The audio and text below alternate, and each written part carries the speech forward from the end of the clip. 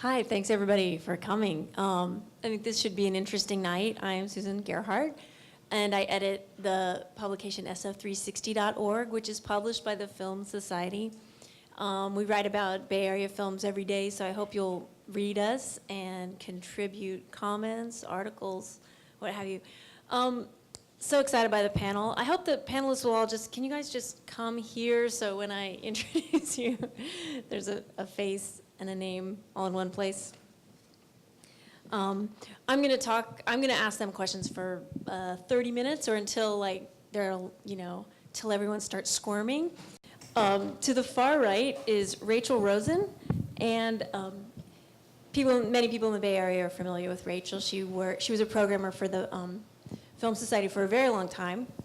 Well, for a certain period of time, 7 years. And then she took an 8-year sojourn to Los Angeles, and the city turned gray and dark, and the sun began to shine again when she came back. She was the, actually, I'm not sure the exact title, but the Director of Programming. Director of Programming for Film Independent and the Los Angeles Film Festival, which grew massively during her time there. Here she's the Director of Programming for the San Francisco Film Society, and you heard about the massive fall season that is coming your way. Next to Rachel is Nancy Fishman, and she's been a programmer for quite some time, worked for a number of different festivals and film organizations. Currently, she's the program director of the San Francisco Jewish Film Festival, and she's a little bit in transition, which she may or may not talk about. Jennifer Morris is the festival director for the lesbian and gay, the San Francisco International LGBT Film Festival, which is, I don't know, let's say owned and operated by Frameline. And then Chi-Wei Yang is the festival director for the San Francisco International Asian American Film Festival, another spring festival.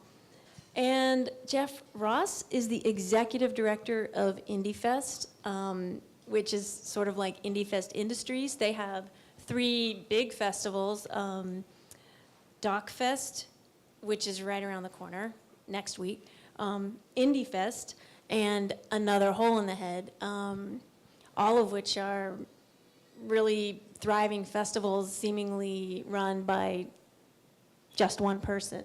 So among the other questions, I'm hoping he can answer how he does that. I think. Just don't look behind the curtain. So first of all, I was hoping that all the programmers, maybe starting with Jeff and moving in the other direction, can offer a brief overview of their festival/festivals and a little hint at each of the festivals' relationship to Bay Area filmmakers.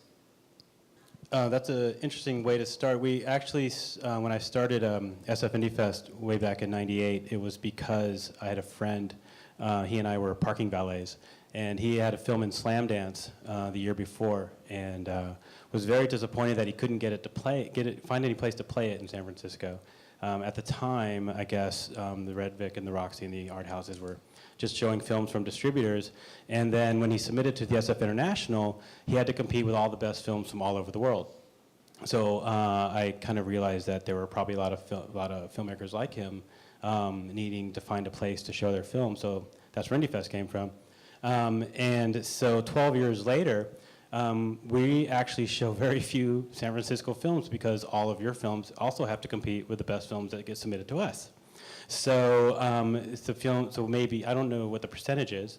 It is a percentage. I don't know what it is. But I would certainly say it's not the majority of films are from the Bay Area because we feel like we want to show San Francisco audiences the best films that get submitted to us, and so that's what we do. So that's sort of our relationship to Bay Area filmmakers. It was sort of how we started, but then that's what happened. And it's sort of funny because now as you know, there's like 40 film festivals in San Francisco or something. And so, when I started IndieFest, because his film didn't get into another festival, now there's other people who have other festivals because their film didn't get into mine. And that's just sort of how it goes. But I of course think it's great. I think the more film festivals, the better. Well, with the Asian American Film Festival, it's a festival every March, and we're entering our 28th year. And It's organized by the Center for Asian American Media, which is in the 9th Street Independent Film Center, where Frameline and Jewish Film Festival also are. And the festival is organized by the Center for Asian American Media, which is a larger organization. And so we not only screen films, but we also fund and produce films too. And so, for example, one that we funded this past year was a local musical called Fruit Fly by H.P. Mendoza that premiered at our festival and also screened at Frameline too. And so we not only show films by local filmmakers, but also fund and produce them also. And in a lot of ways, I think the Asian American, the Jewish, and Frameline film festivals have the distinction of being like I think the largest festivals of their kind in the nation. So really servicing a certain kind of community. And so in a lot of ways, at these 3 film festivals, you have like the gay, the Asian, and the Jewish Kunashente converging in San Francisco. And so, a lot of people do come, and I think it's a great thing also for local filmmakers in a way, because you can access a lot of folks who are coming from all over the country and all over the world too. And it's a real, I think, service or just, a real asset to folks here. And I think that's about it. I mean, the festival itself shows, we show a range of films, as we all do, docs, shorts, narrative films, experimental stuff. It's true. The San Francisco LGBT Film Festival, very similar. We're actually the oldest and largest LGBT film festival in the world. We started in 1977 by a group of filmmakers whose films weren't getting screened, mostly because they were gay, in any film festival. So they threw up a sheet in a community room and started showing their films, and was really the beginning of our festival, which we'll be having our 34th festival in June, and our attendance is close to 60,000. So it's a very big festival, but we're also put on by another organization called Frameline. And we not only put on the film festival, but we also distribute over 200 titles, mostly to the educational market, to universities and other film festivals. And we also have a completion fund program. So we give funding also to filmmakers.